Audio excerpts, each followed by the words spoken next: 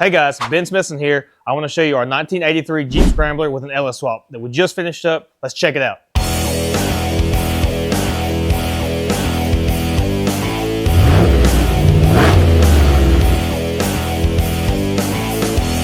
So to give you a little backstory, this is a full build for us. We've touched every part and piece on this thing, but it didn't start out that way. So when the customer initially came to us, he wanted an LS swap, some gauges, new wire harness, and just a few little things like that. And as we kept having different discussions and the build progressed, it turned into what you see here, which is a brand new Jeep Scrambler that we've touched every part and piece on it. We'll start with the engine, and we put a Chevrolet 5.3 LS in this thing, as you can see. It's backed by a 4L60E overdrive automatic transmission and an Atlas transfer case with a brand new Dana 44 full width front and rear differentials from East Coast Gear Supply. Power plant is something we always like to focus on initially. We have discussions with the customer. How do you want to drive this thing? What are you going to do with it?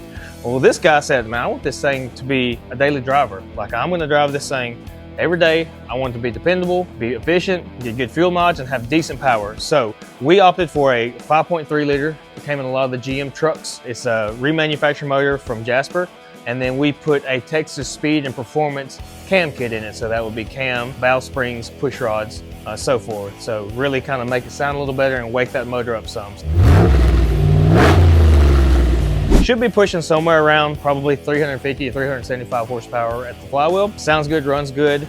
And you can see we painted it up, we detailed it, we made it look really nice in there. We used the Phytech intake kit with our fuel rails and injectors and so forth, and we're actually controlling this engine and transmission with a Holley Terminator X Max, and we use those on pretty much all of our builds. It's a great combination. It does really good. So again, we used some Sanderson headers. We had the muffler shop here in town, Maxi Muffler, do our exhaust. It's got a dual exhaust that goes into a Flowmaster, a cross-flow muffler in the rear, and then just has two little dumps for our tailpipes. Radiator-wise, we went to US Radiator in Gaston, Alabama. They built us the radiator, the shroud, and dual electric fans for this thing. Keeps it really cool. We have no issues with this thing getting hot, whether it be sitting there in traffic, sitting in a drive-thru, or driving down the road at 70 miles an hour. So great combination right there. Again, this thing has four-wheel power disc brakes.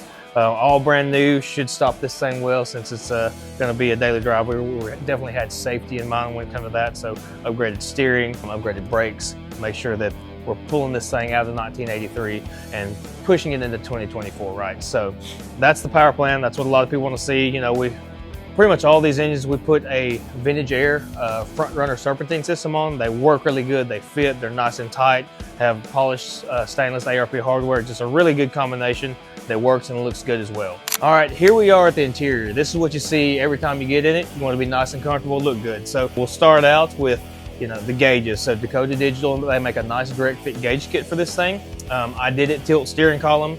We used the factory seats that were in there, but we modified the seat brackets. So these things, if you know anything about a CJ Jeep, they don't have a whole lot of room. So we actually modified the brackets to push the seats down and rearward to give the driver and passenger both a little more space, feel a little more comfortable in there. We made this center console. It's got 4 cup holders. It's got some USB power ports on each end, and it's got 2 6x9s mounted in it. We also built 2 speaker boxes in the back that house 2 more 6x9s, and all 4 of those are powered by an amplifier that's been mounted under the seat. As you can tell, it's got a Vintage Air kit under it. It does really great. We have so much luck with Vintage Air. They're heat and cool, so it works really good. You can see we did a matte black paint job on everything, and then a black Raptor liner for the floor. Again, this thing is as comfortable as you can get a 1983 Jeep, but it's got a lot of the little creature comforts and things that weren't around back in 1983. We're bringing it into 2024. So as you can tell, we took the short hardtop off and we replaced it with a full soft top from Bestop. We also have a Bestop rear seat. And all 3 seats, so both the front bucket seats and the rear bench, we had in-motion upholstery here in town cover those for us. As you can see here, for safety, we also built a roll bar that starts right here, the B-pillar area, and goes all the way back so that in case this thing did tip over, it really kind of gives a layer of protection so that it just doesn't come straight down on the driver and passengers and so forth. This thing turned out really good. Like I said, we're excited about it. It's a little different hot rod than what we normally do, but I've already had the chance to drive this thing around a little bit, and it runs good, stops good, it's really tight, and inside the cabin is actually a lot quieter and more comfortable than you would think, being a Jeep with a soft top. All right, so wheels and tires and stance definitely make or break a vehicle, whether it be a 2-wheel drive lower vehicle or a 4-wheel drive lifted one. As you can see here, a little different what we normally do, but we went to Pro Comp and we got some 17 by 9-inch wheels right here. And then we went to Nitto and got some 33 1250 tires. As far as the rest of the drivetrain and powertrain, it's a stock frame. We had it media blasted. We painted it, looks really good. And then the front and rear axles we got from East Coast Gear Supply, full width down to 44s, disc brakes. And then we also did a YJ leaf spring conversion on this thing. So put the YJ springs, should make it ride a little better. And then we've got Bilstein shocks all the way around on it as well. So for a Jeep, this thing is gonna be awesome. A great driver, just what he wanted, I believe. Something he can get in, it's dependable, he can drive it where he wants and be pretty comfortable doing it. All right, we're gonna start this thing up for you, let you see what it sounds like. We'll go for a drive and see what it's like driving down the road.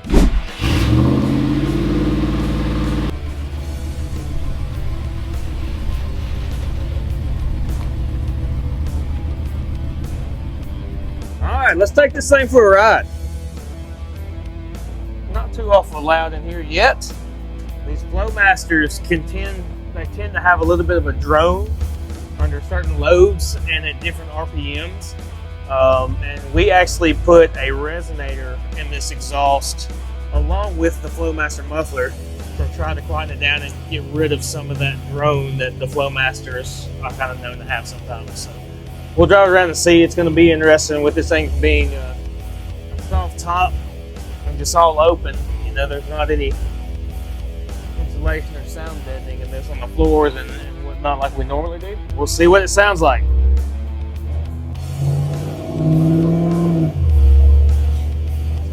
Feels good. Already throwing gravel out of the tires. That's not good on a freshly painted new vehicle, but it's all part of it.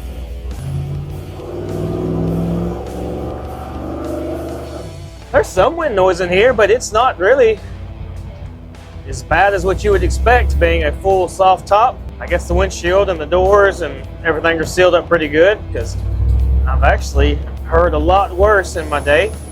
Hear that intake hissing under the hood.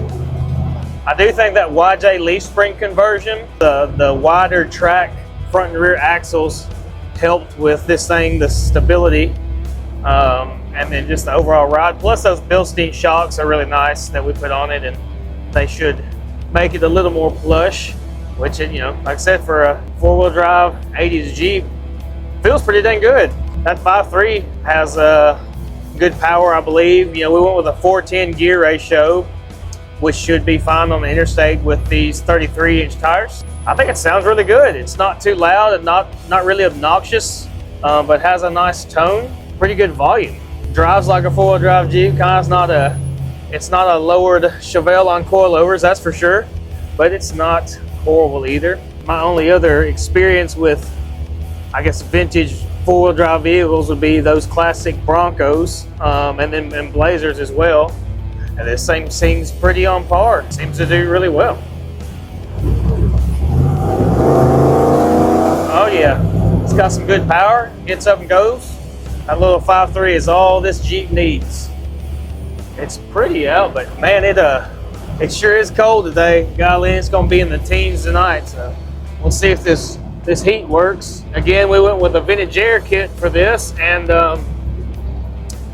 this underdash unit is actually for a Toyota FJ, which, yeah, we built one of those a few years ago, if y'all remember. And this is a direct fit, like sure fit unit for those FJs, and I thought it would work nice and fit well since the Jeep dash and the FJ dash are very similar, and it does, and it's blowing some nice hot air out of it, which we always like to see as well.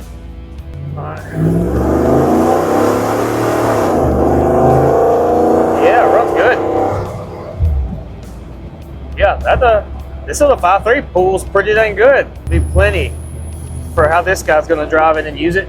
You can't hardly beat an LS. You know, like we talked about, the owner of this thing wants to be able to drive it every day. That is his intent, is to make this his daily driver and just have something that he can get in, hit the key, don't have to choke anything. So the EFI is nice, and those LSs are efficient. And then, you know, even like going from a V-belt to a serpentine belt system, right? So you never have to worry about tightening belts up, have to worry about power steering belts squealing and all that stuff. These serpentines are one belt with a tensioner. no worries on that. So again, this is a great little package. Like I said, I've never really been a Jeep guy, but it's growing on me. We'll go drive it around, put some miles on it. Hopefully we don't get a bunch of those stupid ducks thrown all over the hood. Scratch the paint or something, that won't be too good. Yeah, this thing is pretty fun. I'd say especially when it warms up a little bit in the summertime. Take the top off this joker and ride around. Oh yeah. Oh yeah, shifts good. 4L60E, just right. And like I said, we have the Holley Terminator X Max, which is controlling the engine and transmission, and it's pretty nice. We've got a cable on a laptop software, and you can go in and do some tuning and tweaking on the fuel tables, timing tables, shift points, all that good stuff to really get this thing perfected, which we'll do once we keep driving it a little bit. But no, this for a first drive, this thing's pretty sweet. I like it. We are back to the shop in one piece. Nothing broke. That's always a successful trip right there.